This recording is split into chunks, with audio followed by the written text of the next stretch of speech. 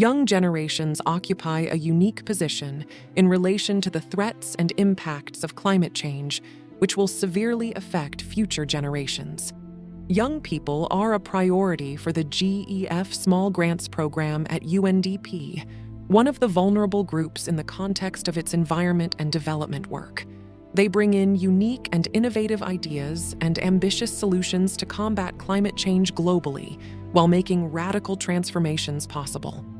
The SGP, UNFCCC, and other global partners are connecting and supporting local, national, and global youth climate actions that empower the youth in raising awareness, developing capacity, fostering knowledge, sharing and exchanging of good practices and actions at all levels.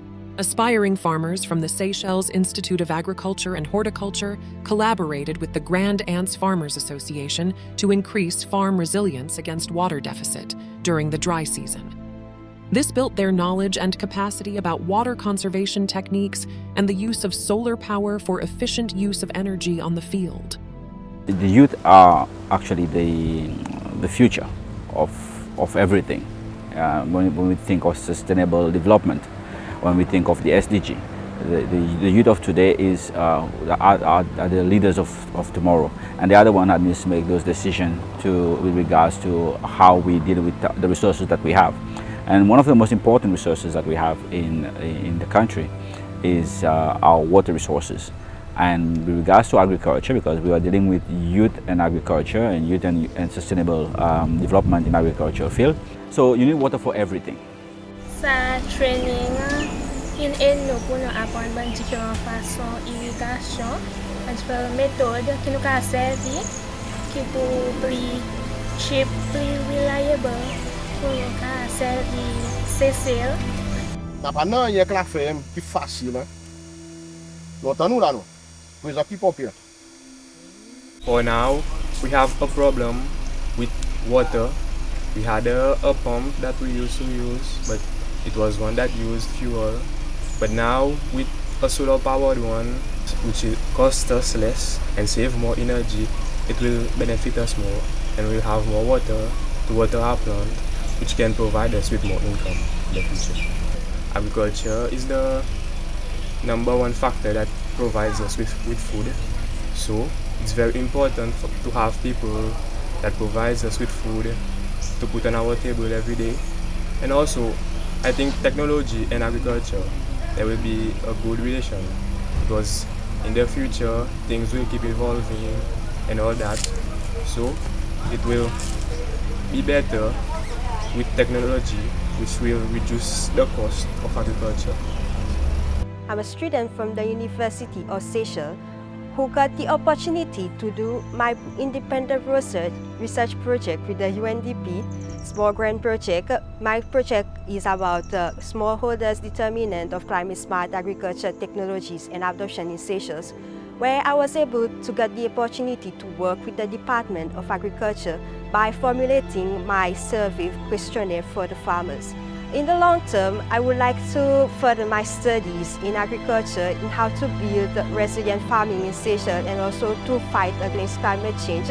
As Seychelles is a small island developing state, there isn't much land that are arable for farmers to practice on. So we wanted to bring farming into a more small aspect so that farmers can produce more on small land, and also to help formulate the CSA guideline in Seychelles to help the agricultural policy. Ça des panneaux solaires, ça patine vite dans moi tout de suite. Mais là, quand on commence à poser, on commence à installer mon propre la lumière qui c'est solaire. L'idée posée pour amener panneaux solaires, bon, elle est fantastique à cause il coupe dépenses nous la ferme, dépenses électriques, l'énergie pour servir. Younger students at primary school levels were also supported with START, up nurseries and solar irrigation systems to prepare tomorrow's farmer generations today. A youth-led initiative using innovative tasks in climate change, mitigation, and adaptation within the context of sustainable development and environmental protection through livelihood improvement and the creation of green jobs. To empower youth to take green jobs is an initiative that should be more emphasized on, as we are moving towards sustainability and we are moving towards promoting a greener lifestyle. It is important to encourage our youth to search for jobs or enter the work environment with a greener and more sustainable opinion or option. And I myself am in a job into the tourism industry whereby I'm promoting sustainability and helping them move towards a greener future themselves. These include research on the acceptance of photovoltaic systems in the Seychelles, environmental sustainability in the Seychelles hospitality sector, and the promotion of agroforestry among 40 farmers. UNICE equally worked with a youth-led entity, Eco Fabrics, to explore the potential of processing and using natural fibers from banana trunks and the invasive creepers to produce useful craft materials for daily use. It's been several years now since the Seychelles Institute of Technology, specifically through its Department of Mechanical Engineering, has been collaborating and working with Mrs. Mariette Jean Ugali in her project, specifically with the banana fiber production, and using our learners and our lecturers to work with her. We've managed, through the exercise, we've managed to assemble a machine which is used to extract the fibers from the banana trunks. And I understand this has been very interesting, and which has been appreciated by the learners and the staff as well.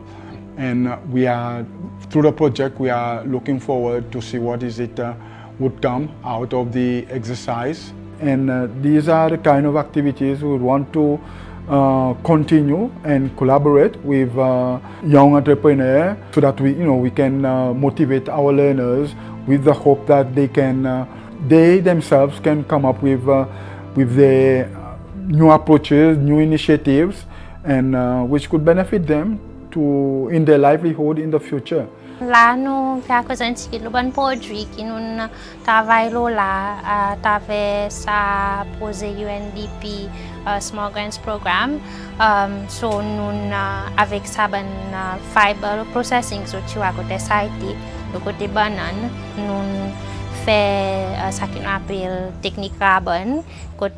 Nous savons différentes techniques pour nous créer différents sacs, différents la forme. So ça est ce que nous pouvons faire avec les étudiants de l'école là, l'école là visuelle pour fashion. Carbone raffia pour nous faire ça l'ouvrage avec, c'est avec rapport nous avons ben fiber qui est ben fiber alternatif. L'autre plan que nous avons travaillé avec c'est ben flotte envahissant qui appelle Miriam appelle tata son nom scientifique et nos créoles la liandaza lié plot qui vraiment envahissant ou ali partout il la case du monde partout le sème so gouvernement c'est moment spécialement l'environnement les autres façons pour contrôler ça pour travailler ça so nous avons envie donner une valeur économique pour capable faire quelque chose qui a servi, of which là nous besoin l'assistance artisan local monsieur Guy Sabiri qui aide nous pour nous apprendre qui meilleur servir différentes méthodes pour expérimenter pour faire différents projets qui nous faire avec. The UNICE Youth Project team concluded with a hands-on training of 5 young people and installation of a 15 kW PV system at the campus in collaboration with the Seychelles Energy Department. I'm very excited to talk about my project with the UNDP Small Grants Program under the Youth and Climate Change portfolio. The title of this project is Exploring Innovative Opportunities between Climate Change Adaptation and Mitigation in the Seychelles. A little bit of insight regarding this project. We implemented this project alongside a local partner, which is Eco Fabrics. But on the focus on what University of Seychelles implemented under my leadership, we had 3 main components with a number of activities. One of the main activities that we had is the installation of a 15 kilowatt solar rooftop panel here at the University of Seychelles. And that particular component means that with the 15 kilowatt, University of Seychelles should be saving about 8,000 to 10,000 rupees monthly, and the lifespan of a solar PV is 24 years. Still on the component of the solar PV, we also had a student that did a research on the factors that influence the adoption of solar PV by households. I recently was enrolled on a course of BSc in Environmental Science, and my final project was about agroforestry, how farmers really have the willingness to plant trees on their farmland. We had the cooperation from the Department of Agriculture. We collaborate with them. The study covered 5 regions within the islands, and we use an app which was called Corbo Collect.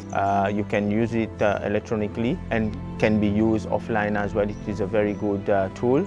This project was supported by the small grant project under the UNDP, and also we had some support from the ministry. So our main aim was to analyze how strong agroforestries are within the farmers community in Seychelles.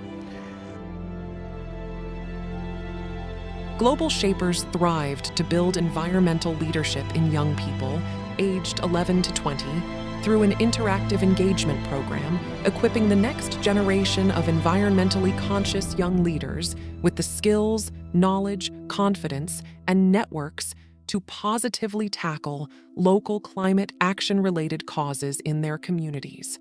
They have managed to train 40 youths in specific leadership skills to ensure that a new generation of competent, ethical, and environmentally conscious servant leaders across the public, private, and civil society sectors are being fostered. The participants met with national leaders operating in the conservation space in Seychelles, learned firsthand about the climate-related challenges that our country faces, as well as community-led solutions that are taking place on the ground.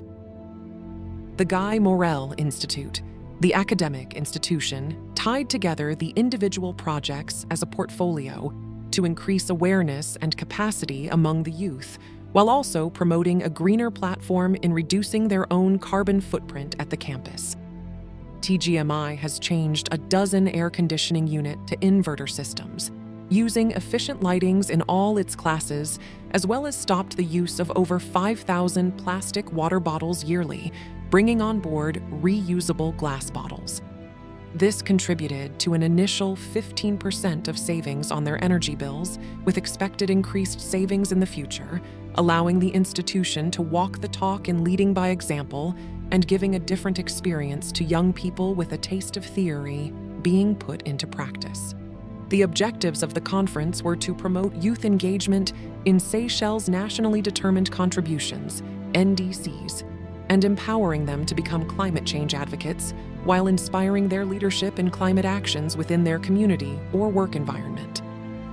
In the end, a youth climate position statement was produced on the implementation of the Seychelles NDC and engagement towards building climate adaptation and resilience in the country, which was disseminated by representing youths at COP27 meeting in Egypt. The Pledge to Leave No One Behind underpins the United Nations work and Sustainable Development Goals, SDGs.